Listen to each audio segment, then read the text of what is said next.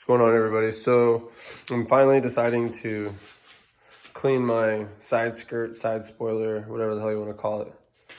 Clean it up. And now, unfortunately, whoever had this before me, these ones are good. Good. Bam. So this one was ripped. This one's good. This one was completely missing, which I had the piece though, luckily. And this one I can't do anything about. So I'm hoping, and then there's also a crack right here that I gotta try to figure out what to do with, so it'll sit in the car right. But I'm gonna be wrapping it in in this carbon, dry carbon, whatever you wanna call it, XPO Vvivid.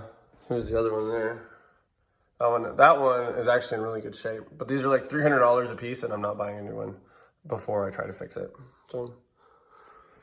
If you like content, be sure to subscribe if you're not, and leave a comment. Click that like button. Thanks for watching. Bye-bye.